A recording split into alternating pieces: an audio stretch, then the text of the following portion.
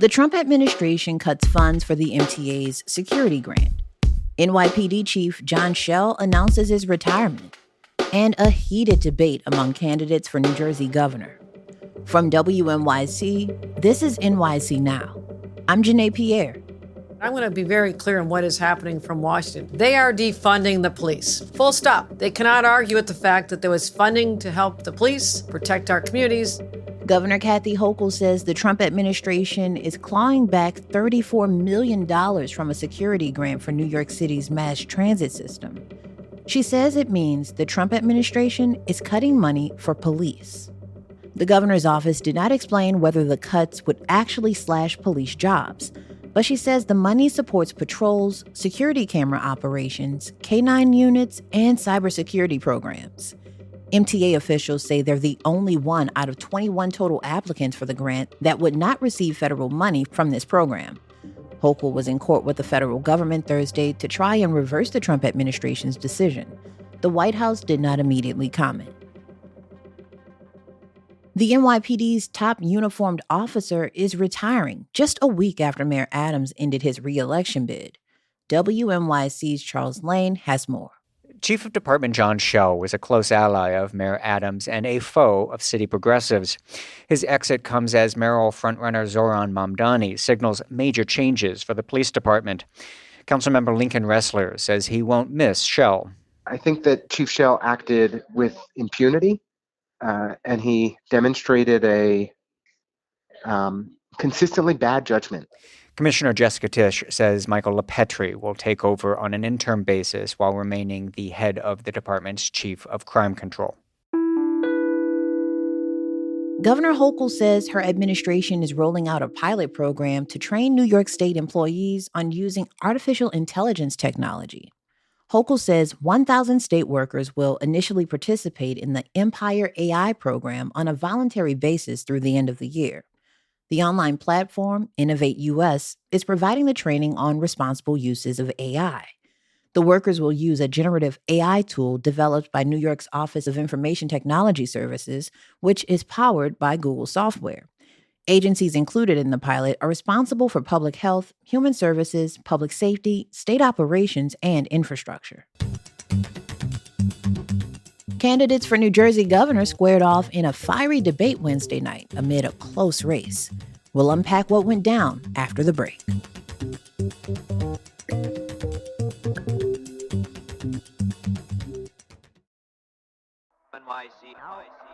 In New Jersey, Democrat Mikie Sherrill and Republican Jack Ciattarelli are locked in a close race to become the state's next governor. The two squared off in a fiery debate Wednesday night, tackling topics like the Gateway Tunnel Project and New Jersey Transit Service. WNYC's Mike Hayes joins me to unpack it all. All right, Mike, let's start with the Gateway Tunnel. Why was this such a big topic during the debate? Yeah, so the Gateway is the big tunnel project going on right now to overhaul how New Jerseyans get across the Hudson River into Manhattan. It's a vital link not just for these two states, Janae, but for much of the eastern seaboard. And last week, the Trump administration froze $16 billion in federal funds for this project.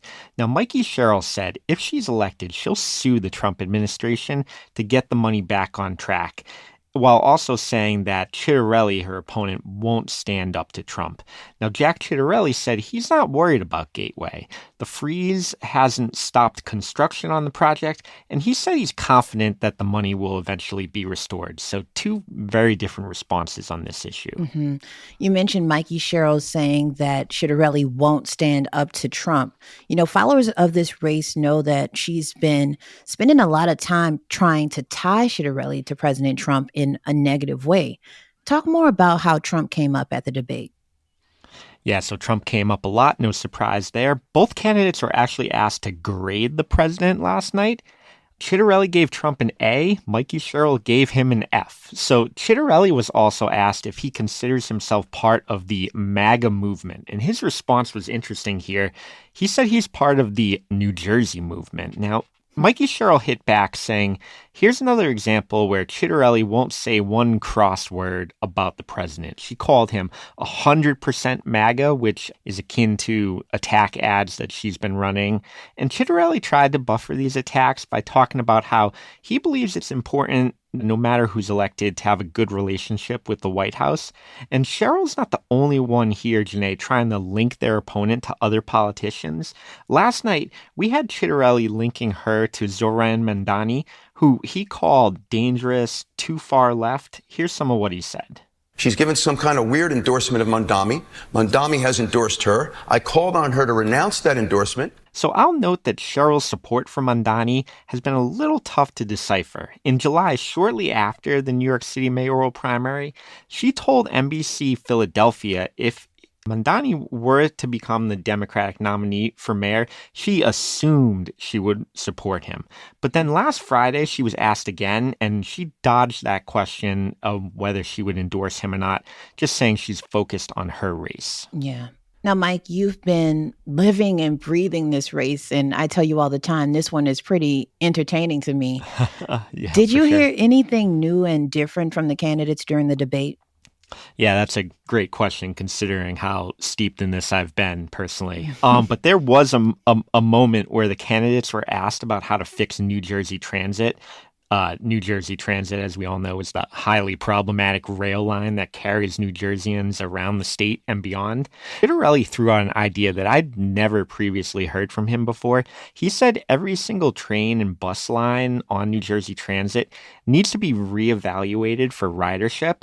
And if there isn't adequate ridership on every one of those lines, he said we have, quote, a tough decision to make. Now, I'd like to know more about what those tough decisions are. Right. Is he proposing cuts to service here?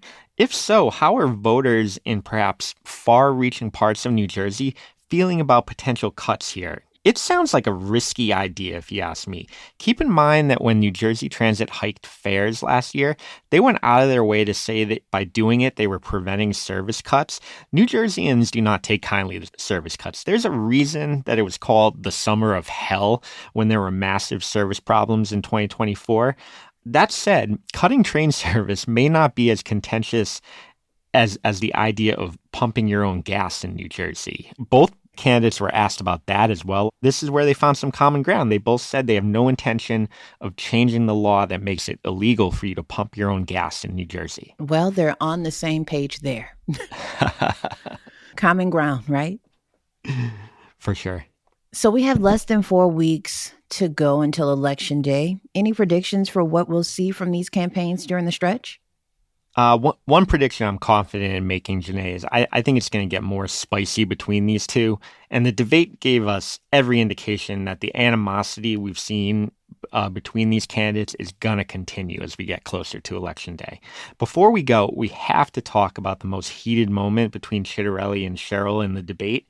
During a question about rising unemployment in New Jersey, Mikie Sherrill went on the offensive about how her opponent made millions of dollars. So to give you the context here, Jack Ciattarelli used to run a medical publishing company. In 2017, he sold that company for $12 million. And last night during the debate, Sherrill said he got rich peddling opioid propaganda that contributed to the deaths of thousands in New Jersey. Wow. Now, she was referencing a 2021 story from NewJersey.com reporting Ciattarelli's company produced continuing education materials for the medical industry, which critics said downplayed the dangers of opiates. Now, he did not take kindly to her bringing this up. However, he did not spend any time refuting it. Let's hear some of the back and forth. So as he made millions, as these opioid companies made billions, tens of thousands of New Jerseyans died. Mr. Ciattarelli? First of all, shame on you. Second of all, shame on you, sir. shame on you. Shame on you. Wow.